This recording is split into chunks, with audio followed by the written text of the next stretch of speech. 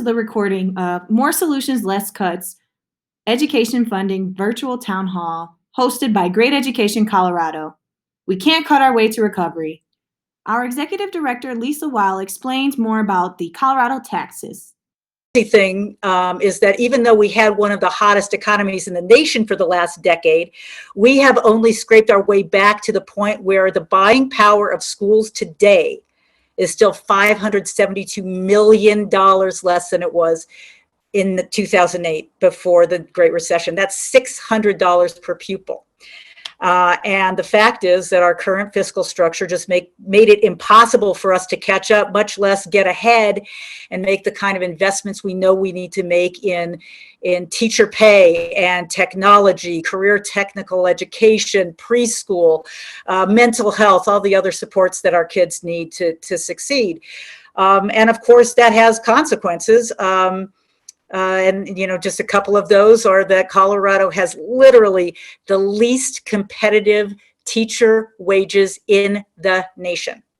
That's comparing what teachers can make in teaching compared to what they can make in other professions for which they are qualified, and also just comparing what they make to the cost of living.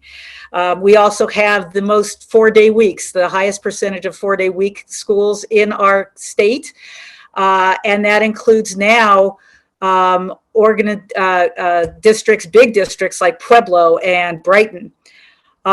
So that was before COVID. What are we expecting the legislature to do? We talked about that $3.3 billion number. And this graph is that previous graph, only it's showing what is expected, how deep the cuts might be how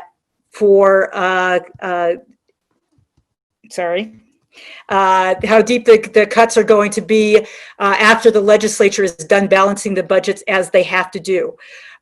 This is, at the moment, the number we've heard is $724 million cut below where we are now, or another $800 per student. We are going to fall far, you can see that green bar, far, well below where we were in the worst years after the recession. I think it's really important to note the legislature does not want to do this. There's also slashing higher education and healthcare and cutting support for roads and cutting the pay of state employees. There's really no part of the state budget that isn't getting cut, but they have to balance the budget. But I want to say we did not ask you here tonight to get you scared or depressed or to get angry. There is a way to prevent these cuts that the legislature is talking about from becoming permanent. There is one way to do it, and that is by giving the voters of Colorado the opportunity to vote on what kind of Colorado we want next year and 10 years and 20 and 30 years from now. That way, to give the voters the ability to create a better Colorado, to make sure that these cuts aren't permanent and that we can grow when our economy gets better, it is Initiative 271, known as Fair Tax Colorado, on the ballot. And we got to get it on the ballot, and we have to get it passed. And, you know, 3 months ago, if somebody asked me, I would have said, oh, we'll get it on the ballot. There is no question we're going to get this thing on the ballot because we've done it before with Amendment 73. We have people all over the state ready to go. There are all kinds of school gatherings to happen. We had 5-6 months to do it. So we're going to get it on the ballot. But if it got on the ballot, are we sure that it could get passed? You know, that's always been the question in Colorado. Well, now it is completely flipped. And if we can get it on the ballot, you know, obviously COVID has thrown us such a curve, and we've lost a couple of months where people were staying at home, and just now people are able to reach out to new people. But if we can get it on the ballot, now I know we can win. In just the last 3 weeks, we have seen polls that show absolutely consistently different folks doing those polls that The voters of Colorado, the vast majority, including the majority of all parties and every part of the state, prefer a fair tax, a tax that makes sure that everybody pays about the same percent of their income in state and local taxes, which is not the case now. They want to see higher tax rates on higher incomes instead of these kinds of cuts. 7 out of 10 Coloradans want that to happen. We absolutely can make this happen. The wind is absolutely in our sails. We just have to get it on the ballot, and it's not going to happen on its own. That's why we're so thrilled to have all of you here today. We have to do this together. Someone else isn't going to do this. We have to do it, and we can do it. So the main message that I would leave you with tonight is don't get mad, get signatures. So I'm going to kick it back to Annalise, where you're going to hear, instead of just these big numbers of hundreds of millions and billions of dollars, what these cuts could mean to the people who are going to be most affected by them. Thanks, Lisa. Man, I'm energized after that. I'm just like ready. Don't get mad, get signatures. I actually have my petition and I'm getting signatures this week. Definitely respecting the COVID, safer at home policies. But like Lisa said, without further ado, I will like to introduce our first speaker, Rick Brewer, who is currently a doctoral candidate and an assistant principal athletic director at a public school in Colorado. So if you would like to hear from Rick, stay tuned. Here we go. And Rick, you have the floor. Go ahead. All right, sweet. Thank you all for having me. Just want to thank Lisa, Betsy, and Annalise for putting such an awesome program together, and the rest of the team at Greater Education Colorado. Definitely want to give a shout out to you all for having such a fantastic mission and getting our young folks prepared to live their best lives. I love to see that on the site, and then also your mission to really harness the power of grassroots activism in order to impact that change. I think, and I'm paraphrasing there, but I think that's a very powerful movement. In education, during COVID, our primary focus has really been on 4 major buckets, and that's technology, access, engagement, and equity. I find it rather disturbing that we were able to close a 2-decade technology gap in a matter of 7 days. Through just sheer willpower and determination. So now all of our students in the district have one-to-one technology, at least from 6th grade up to 12th grade. And if they did not have internet access, they now have that as well. So that was a primary focus, and that is a bonus. And it's just unfortunate that it took a world pandemic in order for us to get there. So it's amazing to see what we're capable of when the right amount of pressure is applied. The next piece is focused on access. I think one of the biggest challenges that we've seen is that a lot of our students who weren't necessarily able to access education, as it were in the traditional fashion, we were able to see tremendous gains in their levels of access in this particular fashion on electronic platforms. So our primary focus was making sure that our students had ease of access in these platforms. We primarily focused on using the Schoology app. Some schools used various apps, but this particular app showed us that our students were able to log in and engage. Engagement was the next piece. The major focus there, we had around an 80% engagement rate, which was about 3% lower than our traditional attendance rate on our level. But we were able to see a big increase in the number of celebrations for our students. And one of the next pieces that was really concerning around this was, how are we going to serve our students with diverse needs and mental health needs as well? So we did a tremendous campaign of outreach, including home visits if needed, for students that weren't engaged on that level. And then we were able to come in contact and make visits with 100% of our students. The last piece and the final piece was equity, really focusing on closing the gap for marginalized populations. So a big fear is that a lot of the marginalized populations that weren't able to access education in the first place was that gap press forward. And that's one thing that we will not know. But I will say for our special education department, they went above and beyond to present lessons live to our students and to have that FaceTime with them, although electronic. A lot of our students in the general education population did not have that opportunity. A lot of the classes were either pre-recorded or assignments were just determined ahead of time. So just moving forward, I think a big concern for us in K-12 education is going to be funding. And we're going to have to use our voices in order to ensure that that funding is not cut in a manner that furthers the gap for those marginalized groups. As you mentioned, Lisa, we're in the bottom % of funding nationally. And so this is going to be an uphill battle for us, I believe, particularly now that we have what I would call an excuse to continue to marginalize those populations. So it's going to be up to us and the people with those voices in order to help move the needle in funding for our at-risk populations. And I hope I didn't take too much time. So thank you. Thanks, Rick. No, I appreciate you highlighting definitely what work has been put in from your perspective as an administrator and putting in those long hours to ensure the access that you mentioned. I definitely appreciate hearing that, but also you highlighted what we do know. There's been tech gaps for decades, we know, and so equity has been an issue.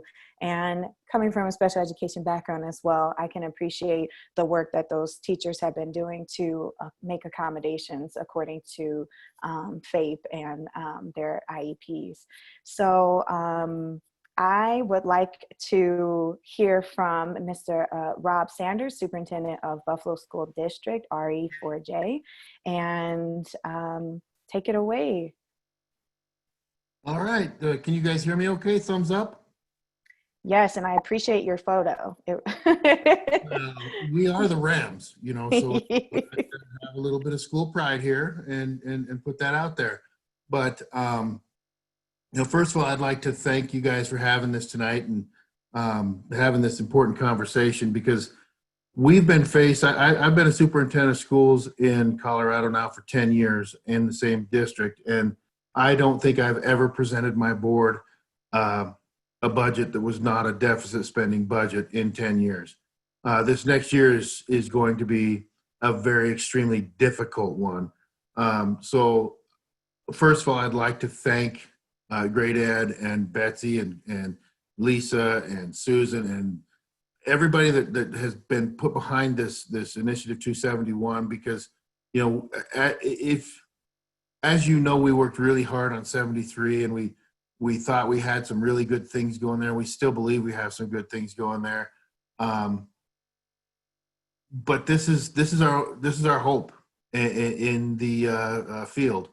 And so when I start talking about where the rubber meets the road, and this is where it is, what I'm going to talk about is Merino specifically, but this is rural Colorado. And I think that in this situation, where when we talked about Amendment 73, we talked about economies of scale, and we talked about, you know, the DPSs and the larger school districts across the state that did have a little bit of more wiggle room inside of their budgets, versus those of us in rural Colorado who have to deal with smaller numbers.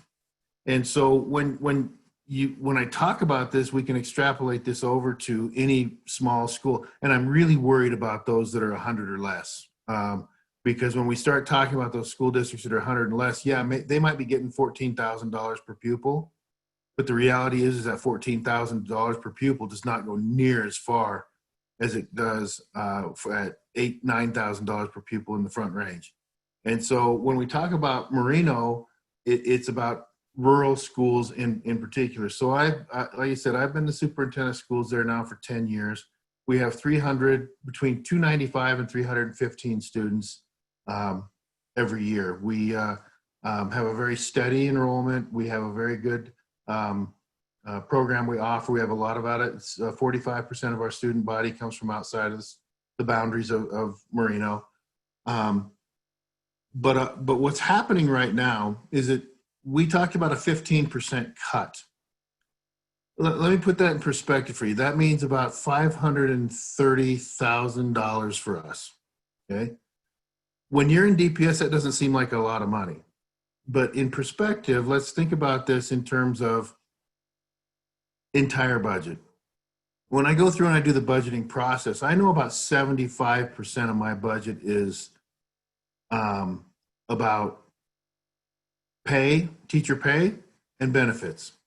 And I know other districts are up to 85%. I get that. But I'm just using our numbers. So 75% of our budget is used for pay and for health insurance and different kinds of benefits that we give to teachers. We have about another 10 to 15% that we have no control over. That's like paying the gas bill, the electric bill, fuel, some of those things that we have no control over. So then we have about another 10 to 15% that I actually get to toy with, if that's the proper word, but it's not really toy with, it's just be able to allocate to different things. So for example, how much do we give teachers for classroom supplies? How much do we allow for staff development, things like that? When you break that down in those terms, in a $3.6 million budget before the negative factor, but a $3.2 million budget after the negative factor, and now with these cuts, about a $2.9 million budget, I have about $400,000 a year that I actually get as discretionary kinds of things that I can move around. And so when you talk about 75% of your staff, of your dollars are tied up into staff, when you talk about a $500,000 cut or $530,000 cut, you do the math. It means staff. And think about it again. We are a one-track elementary, meaning that we have one first grade teacher, one second grade teacher, and so on and so on. In the secondary, we're just large enough to need 1.5 teachers per grade level or per subject, but not large enough to need 2. We've gone beyond the time of where we find a lot of specialists who are able to do math and science, for example, or English and social studies. And so you can't hire somebody to teach 2 periods of social studies in the junior high in a single day. Because they won't come from Denver or Colorado Springs or someplace else to come live in Sterling or Merino to teach for a $15,000 a year contract. They just won't do it. So we had to offer full-time contracts to those people. So now we have 2 teachers per subject in our secondary. Well, now what we have to do is we have to start looking at what are we going to do to streamline that. We are talking about we want to look at staying away from the classroom as much as possible. But that can't happen. So one of the things we're doing is we are a founding member of the Student Centered Accountability Program. And one of the things that we did is we identified that, when we have, and we're no different than any other rural school district in the state of Colorado. We don't have a curriculum specialist. We don't have written curriculum. We don't have pacing guides. We don't have all that stuff that they have in larger districts. When a new teacher walks in the building, you hand them the textbook and you say, get after it. That's your curriculum. And that's not fair to teachers. That's not fair to kids. And that's not fair to our community. So we, in the last 3 years, have really put forth an effort to hire an outside person to come work with our staff to have us write and align curriculum K through 12 so that we can offer the same kinds of opportunities to our kids in Merino that are offered in Cherry Creek, for example. But because of these cuts, that costs, in order to do that, I had to add 5 days to the calendar at a cost of $50,000. That's going to go by the wayside. And I think that's going to hurt kids in the long run. That's going to hurt our profession in the long run. And if it goes through at 15%, it's also going to mean some of my secondary staff and some of my paraprofessionals are possibly going to have to lose positions. We did recently, as part of our student-centered accountability project program, identified that mental health, as all of us have those issues, mental health is an issue in our district. So 2 years ago, we went ahead and hired a phenomenal young man to come be a mental health specialist in our district. One of the questions I got from one of my board members the other night was, are we going to be able to continue that? My thought is, coming out of this, we're going to have more issues around mental health than we've ever had. So while he's on the table, he's not on the table. But where are we going to cut instead? And so this is really hitting us hard in terms of, particularly in small schools. And I hate to think of like a little school like Lone Star, who has 98 kids or 102 kids, and they've got to cut 15% of their budget when they're one track completely all the way through. So it becomes a choice of, do I teach math this year or do I not teach math this year? And that is a very difficult choice to have. And so I was asked to come on tonight to talk about how that impacts, how these cuts are going to impact particularly rural schools. I want to say that it's going to impact it's going to impact our rural schools big, really big, but it's going to impact every single district across this state. And the only option we have is to find some way to make 271 get on the ballot. We got to find a way to get the signatures. We got to find a way to get this thing passed. And we've got to find a way to finally fund our schools, because if this does not pass, we will not see this kind of funding that we currently have with the negative factor for many, many, many years to come. And if we think that cuts are bad this year, wait until the next year if something's not done with the conundrum we have between Tabor and Gallagher. And so I appreciate everything you guys have done here. I'm getting ready to get out on the road and get some signatures and do some things as soon as we can get some things wrapped up at school. But I'm, again, really appreciative of having this opportunity to talk to you guys. And we thought we were, we really thought we were in trouble 9 years ago. We didn't know trouble. This is trouble. And I really fear for where we're headed as a state if something can't be done. So with that, I know this is, I rambled on. I did my, kind of just didn't let anybody even ask any questions, but just rambled on, but I'm very passionate about this, and I want to make sure that we can find some way to get more dollars into our school. And those of you who think the federal dollars that just came in, great. We love the federal dollars, fantastic, but they're so tied up into so many things related to COVID when I just need to pay my people. And I don't know how I'm going to pay my people. So anyway, that's where we're at. And I will hand that back to Annalise. And if anybody had any questions, I'm happy to answer those. Yes, thank you so much for that. Man, a lot of information for one, and just a reality check of where we're at, even prior to the impact of COVID, and understanding what these cuts are really going to, where they're really going to be hitting. It's literally in the classroom.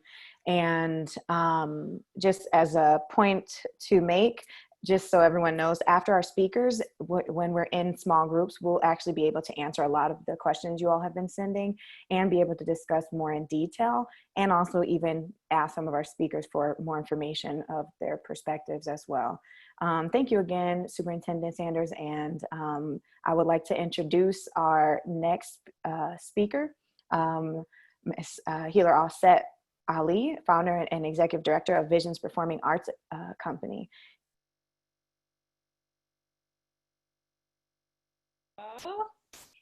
Hey y'all, can you hear me? Great. Yes. Thank you. So ditto to everyone else's perspective. Thank you, gentlemen, for sharing. I'm not going to repeat what we've already heard. I'm going to address, we were set to open this next school year. We were set to open our school in fall of 2020. And because of the projected cuts, it only made sense for us to say, let's take another year to not open and let's get in on the equity work. So I want to kind of talk to, I do a lot of consulting with equity, education equity, and our principal is actually in his doctoral program for education equity. And the three things that we were, well, the five things we were focused on outside of what everyone else has said was arts access and extracurricular access for students, because we know how important that is, family engagement, social emotional learning, and the whole health of the well-being of our teachers, right? Because for us, a lot of our teachers, literally, we've had to make the space and time to give them emotional support during this time, especially our teachers who had students graduating and all of that. The funding cuts for community-based schools like ours and schools that have been designed with the community, what it's going to impact is that we are a school designed for access. So, right, so like Great Ed Colorado is like our big cousin, right? Like this is who we kind of mimic, saying like, we want access to great education. And so let's build this institution and have great partnerships that we can do that. Well, when we don't have the funding to ensure extracurricular things, and we all know that these things help with whole child, right? And so it's not even, so we're really interested, in addition to everything that everyone else has said, we're also interested in how is this going to impact programming? How is this going to, teachers get stipend for doing these extra programs, right? They get the opportunity to engage with families. And our model is even designed to where not only are you stipend, but you're also celebrated, right? And so it's an attractive thing for teachers to come in and work with us because they get to celebrate authentically who they are. And so now we're in this situation where we're like, that's a big cut. And we already are dealing with the underserved population. Our school is intentional about special education, Black and brown students, and closing those opportunity gaps. And so it's, our concern is, yes, there's definitely, obviously we can meet the need of access for technology. And it's also these, it's not just academics that we should be thinking about in our classrooms. What about our social emotional learning? What about our access for teachers having that social emotional support and their mental health, and making sure, because teachers who can't afford to take care of their families are often coming into the classroom stressed. And so we need to get this initiative out there. We need to get as many people behind this as possible, because it's even more than, we know the biggest impact is the classroom, but the institution of schools are beacons in our communities, right? There's some schools that have, there's a school here in Aurora that have a whole child approach where you can get social services at their school. Like all of these things require great funding, and funding that can sustain the model so that we can really meet the needs of our communities. And those of us who represent our community and we're in education, it's also, it's heavy. It's just heavy. It's just heavy work. And we have to get these stories out louder. We have to listen to our students. Our students are becoming more aware of what funding means to different schools when they're traveling to one school to even play sports, and they see their school looks different than their home school, right? And so like being able to bring this broad awareness, and we are really intentional about that family engagement. So we want to help our families get educated. We want to help our families understand great initiatives like this. We also want to ensure that they understand the importance of their vote, that they understand that they have rights as parents and families, and that they can come in and actually advocate in a way. And we've had some great results during all of this, in seeing parents being able to advocate in a new way, learning what SPED rights are, and learning all of their appropriate education that you would think they would have been given already. And so there's also these other pieces. Yes to money, yes to the classroom, and a good institution is a whole beacon for our communities, right? And it serves as a place where the community knows there's safety, there's trust, and there's security. And the bodies in that building deserve to be honored in a way of appreciation through proper funding. So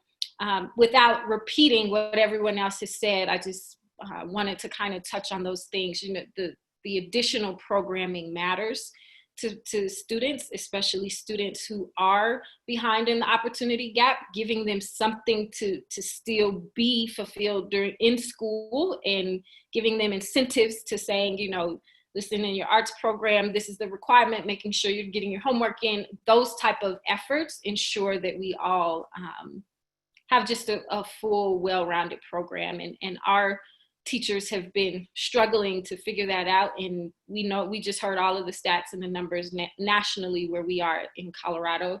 And we have to do something about that, because it's unfair. It's really unfair. I 100% agree, Aset, and I appreciate your willingness to share the experience and decisions. It was a tough decision. I remember having to share out to the community that was expecting a safer space for those students to be able to flourish, and appreciate you being vulnerable and speaking to it, and this reinforcing why, for one, funding has always been an issue, and then two, why how COVID has seriously caused some severe impacts, and we just can't wait any longer. And I definitely benefited myself from after school programming and developed probably better in some of those spaces. So I hope that if folks are interested in supporting your movement and your school, they will be able to follow up with us, and we can connect them with you as well. We still have a couple more speakers, just so we have a time check. We have two more speakers who have amazing perspectives to share. We have our student voice next with Miss Michaela Lee, and she is a student at CU and a YASPA intern. So we're gonna hand it off to Miss Michaela, and thank you so much, Aset. And I would love to hear the student perspective of how COVID has impacted and the work you're doing in the education system. Hi. Well, thank you for having me today. So as you know, I am going to be giving a new perspective sort of on what's been going on with like funding during COVID-19. And to give some background, at YASPA, I co-teach a social justice course at ACCA, which is a branch off of Aurora Central, for students who are missing a couple credits to graduate or are on track to graduate early. And so basically what we've been doing to sort of engage the students during this new remote learning is we've been providing them with surveys each week to get an idea of what they're feeling on things, how we can help them financially or emotionally or whatever they need. And we've just been asking them a couple questions, and there's some things that I have like found from reading their responses. But one of the first things that I realized when we transitioned to remote learning was that a lot of the inequities that we had for the budget for funding for the students, a lot of those issues would just be worse after COVID-19. So some of the things that I had in mind were a couple of my students had children. And a lot of the times they wouldn't show up to school because they had to take care of their kids. So at ACCA, we had a lot of issues with lack of childcare. And from our surveys, that is still an issue for our students. They are having issues working while also taking care of their kids, and there's no outlet for them to have that. And then in addition to that, they always say that like it's a privilege to have your life stop during this pandemic because most people can afford to stop working. They have to go to work to provide for their family. And we have some students who go to work to provide for their whole family, their siblings, their parents, the whole thing. And then also, we had very little engagement with our remote learning.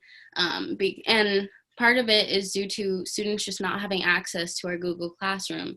And we did the best we could to try to provide them with links to free Wi-Fi and such, but it's just, from what I saw from the outside, the school wasn't doing a lot to try to push the students to stay engaged during this time. And then another thing that was an issue prior to COVID-19 was a lack of counselors. We had a lot of seniors who were about to graduate and had never once spoken to their counselor in the 4 years that they'd been going to school. And I had done a survey to ask them whether or not they had been in contact with their counselor during this time, and still hardly any engagement from their counselors. And the way I see it is there was a lack of funding to help with all of those issues prior to COVID-19, and I think that there is a lack of funding now to help it. And then some of the things I've also seen is there are a couple things that we have been fighting for funding for a very long time prior to COVID-19, and now that this pandemic has happened, some of those things that we've been fighting for have been happening. So like, for example, I'm working on a transit equity campaign in order to get free bus passes for students and concurrent enrollment. And we've been fighting for that for the past for a while now. And we see that RTD has free bus fares. So it's just interesting to me that we fight so hard for funding for our students, but then as soon as something like this happens, it's so easy to make that happen. And in addition to this, a lot of our students, their computers didn't work if they did have them in class. And I found out that once the pandemic started, most schools were offering students free computers to take home to use for remote learning. So again, it's just interesting to me that we fight so hard for that for our students, and it's now that they're giving it to them, and only some of them, because I spoke to a student who said that her sister got a computer from the school. It didn't work, so they tried to contact the school to get a new one, and the sister just never ended up getting a new computer. So now they have to share a computer for their schoolwork.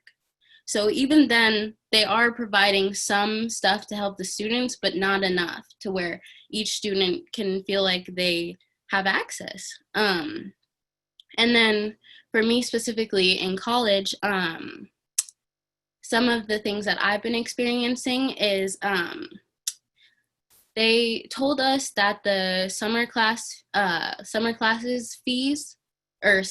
the online summer class fees would be waived because there's no choice but to take them online.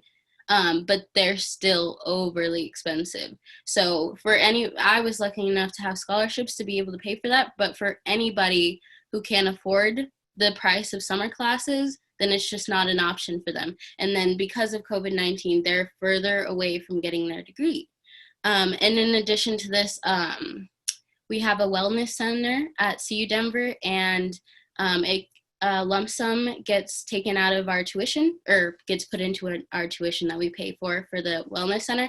And at this time, nobody's allowed to use the wellness center, but we're still getting charged for the wellness center fee.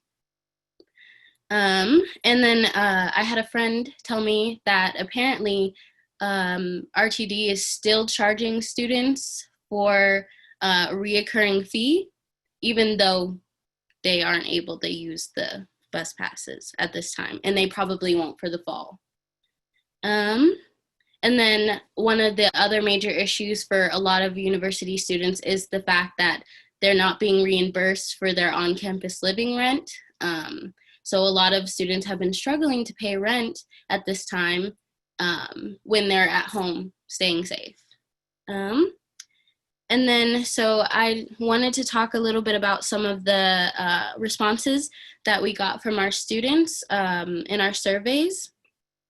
And one week I asked my students, if you could ask the policymakers to set aside money in the school budget for one thing, what would it be? And some of them said things like a better computer. One of them wanted a better classroom desk. And then one of them wanted better pay for our teachers. And what is the most upsetting to me about this whole situation is that it is obviously possible for us to help these students with their needs, as we've seen with the free computers, and then they're also giving out free meals for students that need them. But yet I still have students asking for better desks when we go back in the fall. But yeah.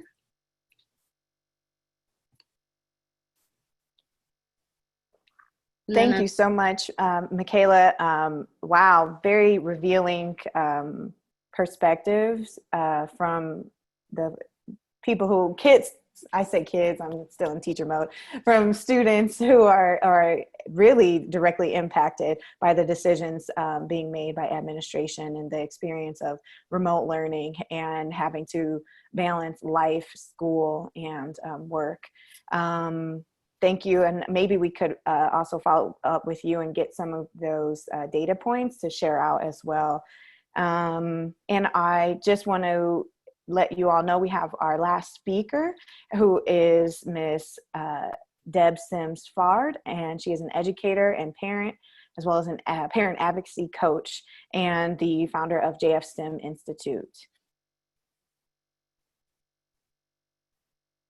Our next speaker, Miss Fard. Good evening, everyone.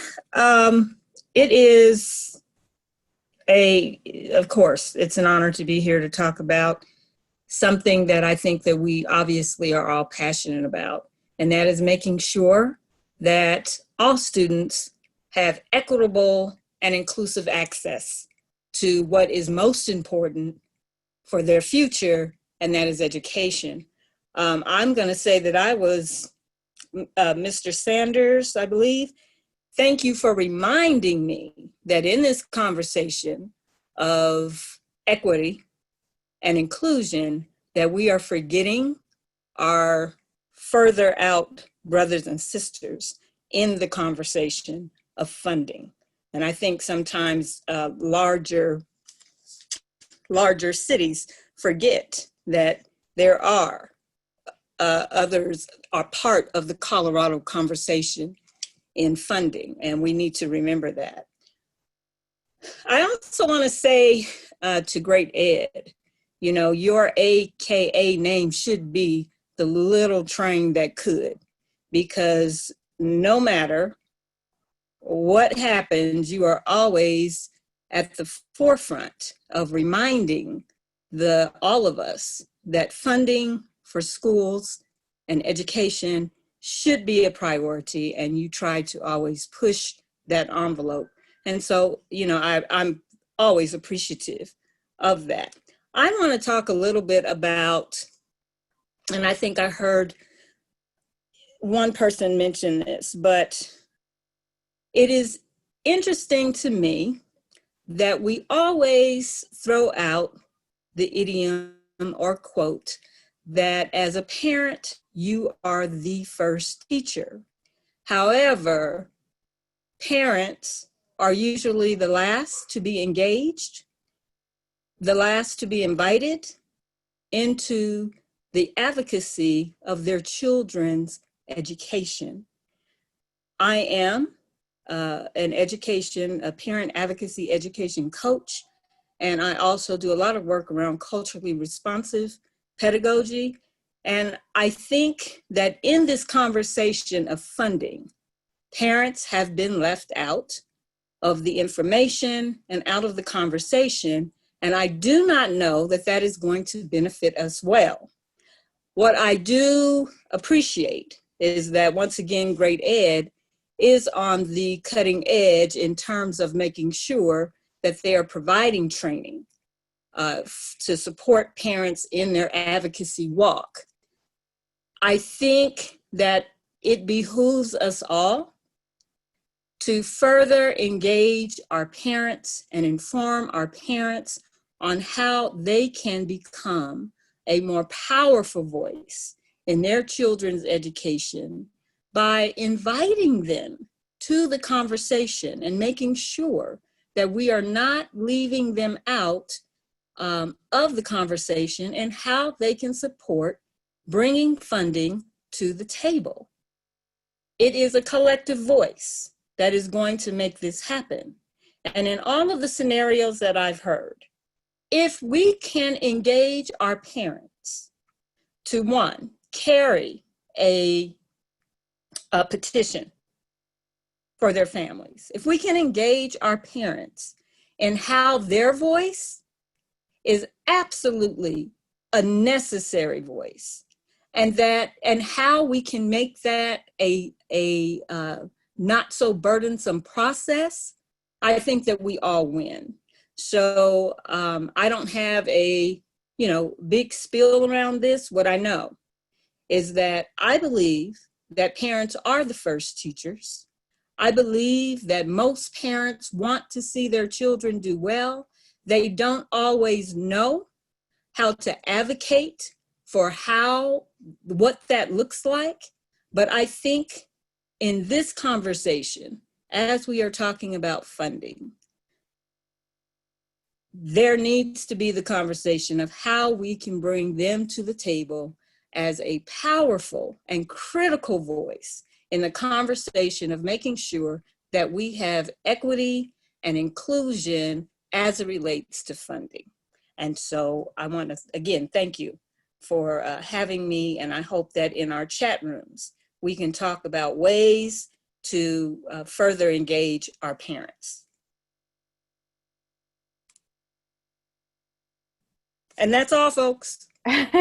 and you know what, man, we could have ended it there instead of taking us home, but we actually have been getting some questions in the group chat. And you know what, thank you so much for all of the speakers for giving their time, and for everyone who has been on the Zoom session with us. We are going to actually have an opportunity to answer some of those questions that have been posed in the chat, including from Ms. Sydney. How can teachers inform parents about this advocacy when teachers are supposed to stay nonpartisan? So when you break off into our breakout rooms, that's actually a really good kickoff question for you, because that's what we want you to do, is come up together with a plan of action. And so we do have the parent breakout room, and hopefully we make sure you're in that.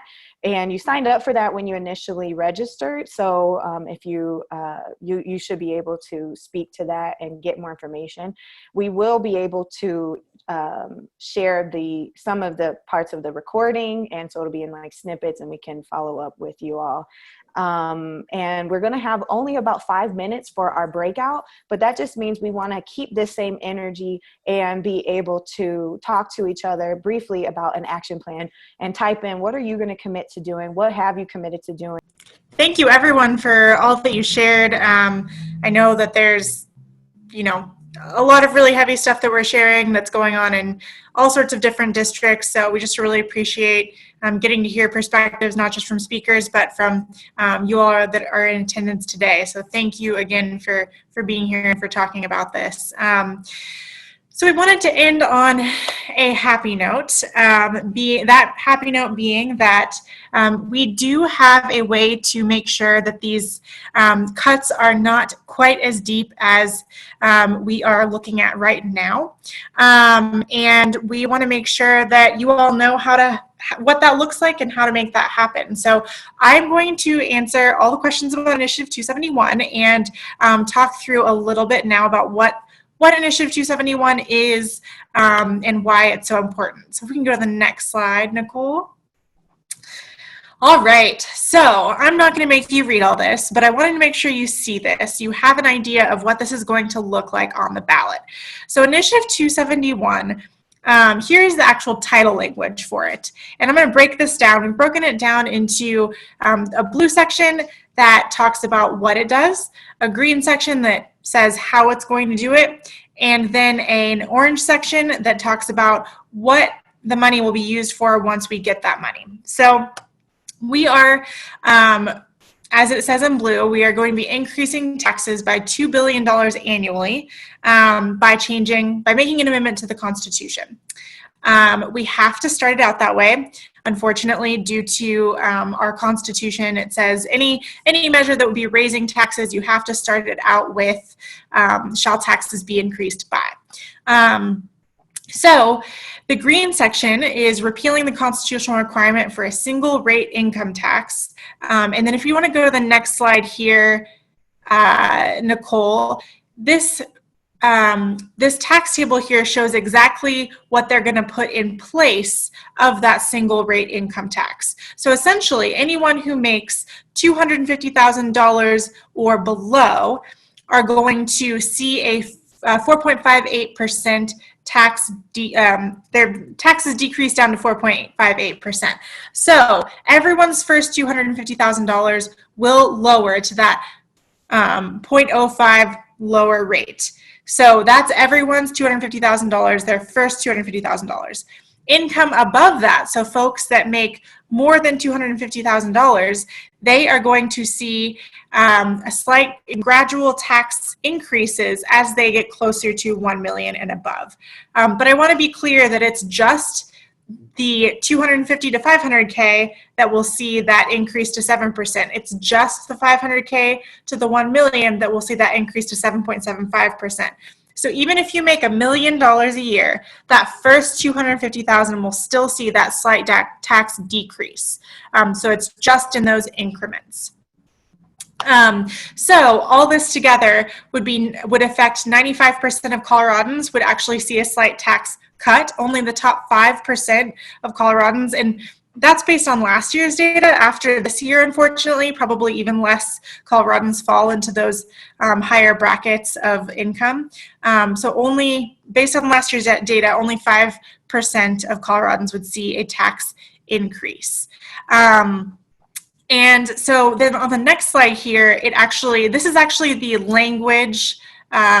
Nicole, if you want to just go to the next slide here. Thank you. Let's see. The next slide, this slide shows that how the revenue will actually be used. So once we get all of that revenue in, the up to $2 billion, this is actually the language that's in the measure itself. So this is exactly what it says in the measure. So pre-primary through 12 education would get 50% of that. And it would specifically go towards recruiting, retaining, and paying teachers and student service providers. Because we're a local control state, after once it's delegated to all of the different districts, the school boards at that district would decide exactly what it means to recruit, retain, and pay teachers and how they want to make sure they spend that money at the local level. It might mean that some districts really need more mental health professionals, and so they'll use this money to increase pay for mental health professionals. It might be that some districts really want to give all of their teachers a pay raise. It just depends on what's best for that district and how they decide to spend that money. There is the supplement not supplant language in there to make sure that if this money goes into K-12, it doesn't get taken out in another way.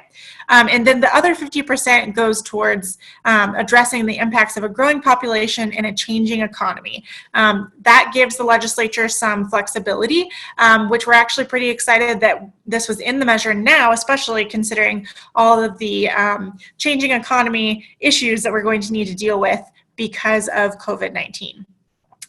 So I know we've got some questions here in the chat, and it looks like Nicole is doing a great job answering them, but I want to make sure they all get answered. So there's a question here that says, so is 500K for married couples? So it would be whether you file individually or jointly. So if a couple is married but files separately, it would impact their separate taxes. If they're jointly filing, it would impact their income altogether. So if they make over $250,000 together and they're filing jointly, that means it would impact that over $250,000 jointly. Let's see here. Nicole, are there questions that that you haven't answered that I need to address?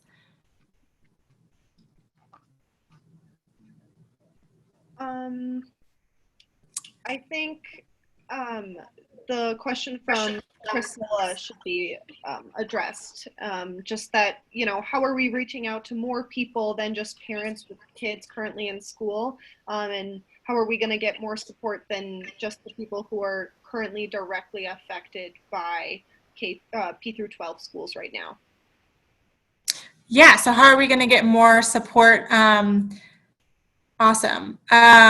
So what strategies have had success in the past getting broad support across all groups? Well, actually, the coalition that came up with this measure actually is broadly supported and was created by now it's over 60 organizations all across the board. So because this is not just going towards education, it's going towards education and giving the legislature some flexibility around what else to put this into. We have a ton of groups that are involved with this, all the way from housing groups, environmental, we have a fiscal policy groups, we've got public health and healthcare groups, transportation groups, higher ed, all across the board. So we've got a lot of support, and they are seeing revenue shortfalls just as much as we are. So they're figuring out messaging to their groups and exactly what that looks like for them. And that's how they're really trying to bring those in, which is pretty unprecedented in the past. There have been a lot of measures like this, but they've really been kind of single issue focused, like just education, just transportation, etc. So this is really exciting to see so many groups that have come together. Let's see. Oh, and Sydney, the actual ballot language is, we will make sure and send that around to everyone afterwards. We've got a lot of folks that, we've got a lot of information that we can send around. We'll send around the links to everybody so you can go search more and learn more if you would like to learn more about it. Let's see. And then as far as accountability goes, there is actually a measure, or there's a language in the measure that would make sure that there's two kind of commissions that the measure pulls together. One is the Fair Tax Commission, which actually would go, after 10 years, it would look back on how the money was spent and how, we are addressing the actual tax table, and it's very specific on the 25 people that it asks to pull together, and it would make sure that the funding that we've received from this over the past 10 years has gone to the right places, as well as has been that the tax table still makes sense for our economy. So that's something that's in place, as well as every year the legislature has to convene a group of an accountability group that would essentially look and say, does the way that this is being spent fall under the recruit, retain, and pay teachers, as well as the impacts of a growing population and changing economy. So essentially, there's an accountability mechanism put in place for a yearly check, as well as one every 10 years that's more in depth. So those are kind of the accountability mechanisms. Let's see, examples of impacts of a growing population, like Annalie said, roads, public investments. Say, for example, transportation is really impacted by a growing population because we have more people driving. We need to fix our roads more. If we have an increased amount of folks who are on unemployment. We've got, healthcare needs there. We've got a lot of different things that are affected by a changing economy and a growing population that can be addressed with these dollars. And so we had a question come in about virtual petitions. I'm going to address this really briefly. So there was an executive order put out by the governor's office that did say that we are going to, that they would like to have us have virtual petitions that would essentially mean that we could get petitions in, mail them out to folks, and then they could scan and email them back. It would also allow for single signatures on petitions and for remote notarization. Unfortunately, at this time, that executive order is facing a lawsuit, and so we are not going to be relying on that executive order until the lawsuit is cleared up. And then once it is cleared up, we still have to wait for the Secretary of State to create the formatting of the single line petitions and create all of the different guidelines and rules around that executive order before we can really do anything with virtual petitions. So we'll keep everyone posted on that, but for now, we're going to move forward as is. So we've got a lot of great questions here, but I do want to go ahead and move forward. Let's go to the next slide, Nicole, and talk a little bit more about the polling and what we're going to be, how we're getting this on the ballot. So as Lisa talked about earlier, 68% of Coloradans in our polling show that they would prefer an increase of taxes on the wealthy over making cuts into the state budget like we've talked about today. 56% said that they would vote yes on the ballot measure right now if they were reading just that title language. So that title language you saw earlier that said, shall taxes be increased by, you would think a lot less people would be excited about that, but 56% said that they would vote yes, and only 28% said they would vote no. These numbers were, this polling was done. We've actually had two sets of polling done, one by the campaign and one by the by Colorado Education Association, and both of those came out with similar results. Keating Research is one of the top pollsters in the state, and they were the ones that conducted these polls. So let's go ahead to the next slide. So let's talk about how we get this on the ballot. I know this is what everyone has been waiting for, and we are currently going to be continuing gathering signatures through petitions. We want to make it really clear that we are only asking people to gather at the level at which they're comfortable. So if that means that folks are comfortable requesting a mail petition by going to fairtaxcolorado.org, requesting a petition to have it be mailed to them, we send them the petition and then they sign it, they have whoever they live with in quarantine sign it, and then they get it notarized and send it back. That's great. There are lots of other ways that kind of increase in that comfortability of how comfortable folks are going out and gathering signatures. But we want to make sure that as people are gathering signatures, they are observing the signature and wearing a volunteer circulator name tag. So you're making sure that you're complying with circulation rules. And then we also want to make sure that folks are complying with safer at home social distancing guidelines, which means wear a mask, maintain a 6-foot distance, provide sanitized pens, or have folks bring their own pens, and then ask signers to sanitize their hands before and after signing. So being very careful with this. And I'm going to go through some examples of what that looks like. If you want to go to the next slide, Nicole. So this is one by our volunteer, Adie Tate, who was actually on this call earlier but had to jump off for a DAC meeting. She had a front porch and neighborhood signing station. She set it on her front porch. She had one of our printable color in. If you have kids that need some activities, we have a coloring sheet of a Fair Tax Colorado logo, and put that on a table. As you can see, she's got Clorox wipes, hand sanitizer, a one-pager about the initiative, the petition in there, but opened all the way so that people don't have to flip it back, so there's minimal contact. And then it's a little bit hard to see, but she had a blank, an empty pen holder, and then a pen holder filled with sanitized pens so people could take the pen, sign it, and put it in the dirty pen cup. So really, really safe way to do this, making sure that folks are staying as safe as possible while still getting signatures. So this is a great way to go about it. We're also starting a mobile petition carrier effort where people are setting up a mobile petition station in the back of their car and then driving around to their neighbors and friends and family and having them sign out of the back of their car with a similar setup to this, which is a really great way to get involved as well. That's something where if anyone's interested in doing that, we can send them around to some signers or some folks that are interested in signing around their own community. So let's go to the next slide, Nicole. So resources, we've got a lot of resources for you. And as I said, we will make sure and send these around as soon as this is over. But we have at fairtaxcolorado.org, you can actually go in and see what Fair Tax Colorado would do to your effective tax rate. So you just type in your annual income and it shows you exactly how it would impact you directly. So whether it would give you a tax cut, a slight tax increase, etc. You can go and donate. You can endorse as an individual or as an organization. Every endorsement counts, even if you're not part of an organization. It's great to see individuals endorsing as well. You can also request a presentation.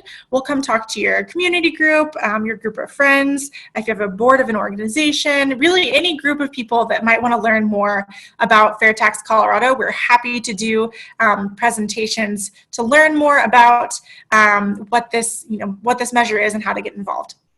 And then, of course, you can also sign up to sign or carry a petition. And we will make sure and send this around to everyone after this is over, like I said. And I believe that's all I have for you today as far as Fair Tax Colorado goes. I'm happy to, I know there's maybe a few more questions, but let's see. Are there any other questions that haven't been answered? Feel free to unmute yourself and ask or throw it into the chat.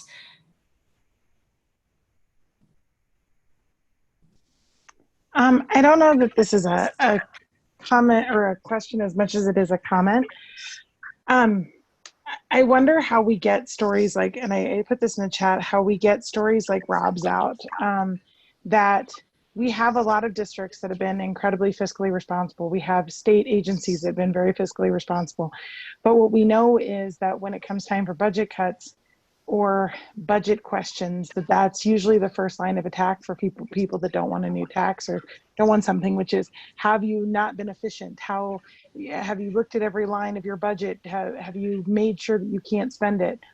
And so I guess my piece is, how do we get out materials that really emphasize that we have superintendents like Rob, and I know Jackie, you're on the phone call, who have been incredibly fiscally responsible, but this is going to kill them.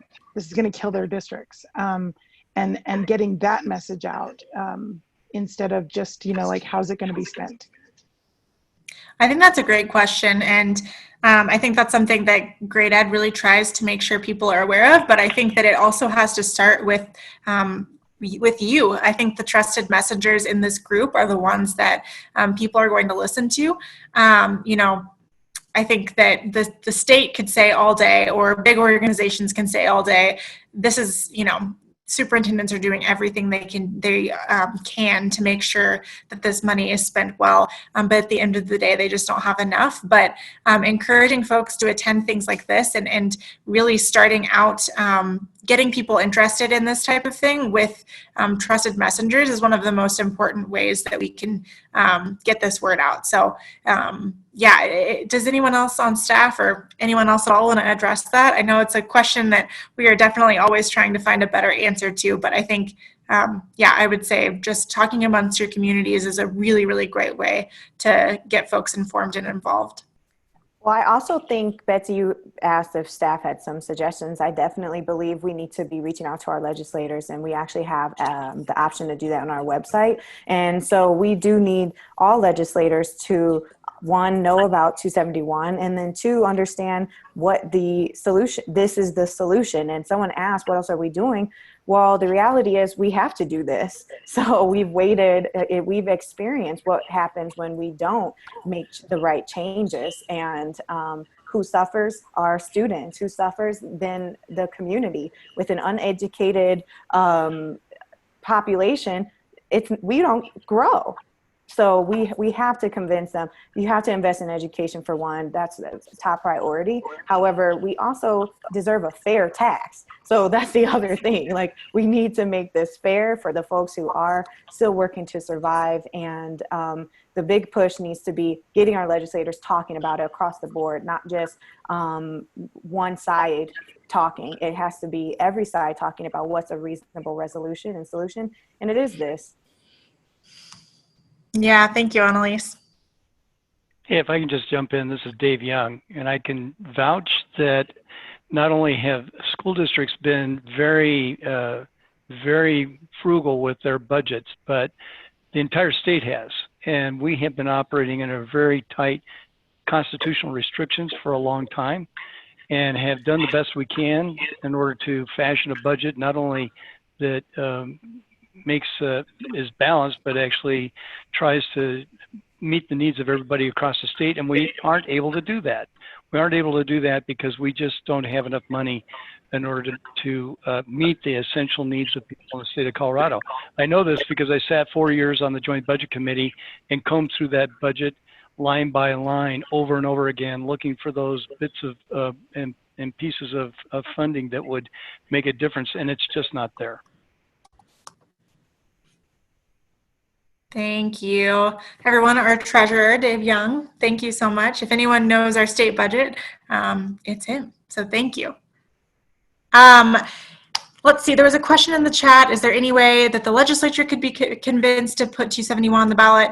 Unfortunately, that is something that probably is not going to happen at this point. They really only have a few weeks to be in session and have decided to prioritize, figuring out exactly how they're going to make our budget work this year. So they unfortunately aren't able to do that at this time. So that means it's up to us. And it is 6:30, so I want to be cognizant of everyone's time. Thank you all so much for joining us tonight. I know talking about, taxes in Colorado and budget cuts after your work day or parent day or whatever it is you all were doing is probably a little bit draining, but I really appreciate you all being here. And I really hope that we are able to work together to get this on the ballot. And if anyone does have any other questions or would like to learn more or just, chat with us about anything you heard today, feel free to reach out. My email is betsy@greateducation.org. I'll type that into the chat box. And like I said before, several times, I think, we will send all of this around to everyone to make sure you have the information that you need to follow up on anything you heard today. We really appreciate this, and I hope that these stories were helpful and will help you to think about your own stories. All right. Thank you, everyone. Thanks, Have a great Betsy. night. Thank you. Thank so you. much. Thanks Thanks, again. Lisa. Thank Take you care. all. Thanks for watching, and please share, spread the news, support Fair Tax Colorado.